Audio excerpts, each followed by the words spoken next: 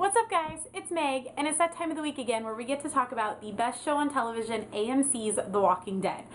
Today we're going to talk about the episode that aired last night, which was episode 7 of season 4, and I believe it was called No Dead Weight. I don't know about you guys, but I am so emotionally invested in this show and the characters that each new episode that we get, it's not just that I'm really excited to see it, I feel like it's a part of me. I don't know if you guys feel that way or not, or if it's just another show to you, but this episode really got to me. Kind of like the episode recently where they were in the prison that was a lot about Herschel when Glenn nearly died. That episode really got to me, and this one was the same way. It was more action-packed than last episode where we just saw a little bit about the governor and what he's been doing. Now the governor, or Brian, has returned to full-on governor mode. And so let's start at the beginning of the show. We see the governor with Martinez, and Martinez pulls him out of the pit, and it's kind of going back and forth. Then we see the governor with Penny, with Megan, his new Penny, playing chess, and he keeps calling her Pumpkin. And a couple of times in the show, we see that he's really connected with Lily and is really close to Lily, and he's kind of got this new family that he's taking care of. And he even refers to them as, like, I'm not going to lose you again. In the show, so I feel like he's gone a little bit like woo-hoo in the head. We all know that he's like that, but he's really starting to show it. So we see him settling into Martinez's camp. They go on a short supply run into the woods where there's this cabin that they believe belonged to a survivalist, and they see some really weird stuff on the way there and at the cabin. And there's two main guys that are Martinez's, like, second and third in command, I guess. I don't know. I don't remember their names. I'm sorry. But one guy is really nice, and one guy is a little bit more leaning toward the governor's side.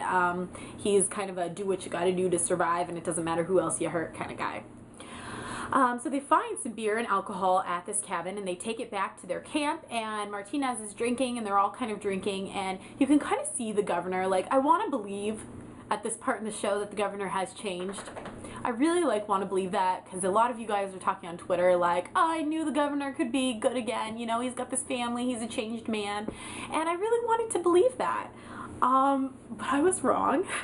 So you can kind of tell that he's just kind of watching what Martinez is saying and watching what everyone else is saying and observing people. And Martinez really lets his guard down, unfortunately for him. He takes Brian up to the top of an RV where he's got this golf set up, and they're hitting golf balls into a walker pit. And Martinez turns his back to hit a golf ball. They've been talking, and you can kind of tell the governor doesn't necessarily like what Martinez is saying. But I was not expecting this to happen. Now, were you guys expecting it? Did you guys know that he was just going to turn full-on governor mode? Because I didn't. I kind of thought it was coming. Something was coming, but I just did not expect this. And essentially, he just, like, whacked Martinez really hard on the back of the head with a golf club and nearly knocked him out, and then kicked him over the side of the RV, and then drug him to the walker pit and fed him to the walkers. It was seriously such an awful way to go. I was really upset because we haven't really gotten to know Martinez that much throughout the last season and this season. We haven't really gotten to know him. You know, he's had a few lines here and there. The only time we really got a sense of him at all was when he was talking with Daryl, when Rick was meeting with the governor back in the end of season 3. And I actually kind of liked him. I liked him and Daryl talking, and they were kind of two cool guys that were on the wrong side, you know, we're each on the wrong side. But that was all we really saw, you know, we don't really see too much of him. And then in this episode, we learn a little bit more about his character, and I was kind of liking him, like, yeah, this guy's, you know, good guy, just trying to survive. And then stupid governor kills him. And then the governor, he just goes governor. I don't even know what to say about that. He attempts to leave with his new family, and they get blocked in the road with all these walkers, which was really weird. What were they, stuck in mud or something? I was so confused by that. Like, none of them could walk? I don't know. Anyways, so he returns to the camp with his family, and he decides, like, he's gonna do what he's gotta do. He's taking charge of this camp. and he goes and he kills the new leader, which was the nicer guy of the two. He kills him, and he disposes of his body in the lake. Now, at the time of him disposing the body, I did not realize that he had not stabbed him in the head or shot him in the head or whatnot. I just saw him throw the body into the lake. And later in the episode, we see that he had put a weight on the body to get him to sink down to the bottom, but he had not killed the poor guy. And it really upset me. And it really reminded me of Merle, how he couldn't just kill him and let it be done and ensure that he doesn't return as a walker. He has to get one last jab in, if you want to call it, and let the guy live on as a walker. And it's like, there's something really sick about that, I feel like. Like, he's just got this really nasty, sadistic side to him, you know, and we know it. I mean, if you've read the comics, like, the governor on TV is way nicer than the governor in the comic books. So we know that he's got the potential to be this horribly evil guy. And we know he's evil, but it just that part of it, just not letting someone just be at peace. It really messed with my head a little bit. So he takes charge of the camp. And he gets the meaner of the two guys. That was Martinez's men. What is that guy's name? Can you guys just tell me? Because I don't know any of their names and it's really bothering me. He gets him to be his second in command. And he takes charge of the camp. And then we see that all of this has happened and led up to him being outside the prison, which was in the episode where we last saw the prison crew. And he's out there observing them, and we see that he sees Michonne and Herschel, and oh my gosh, the look in his eye when he saw Michonne, like, you just know what he wants to do to her. And then the episode is over, and we see the preview for next week.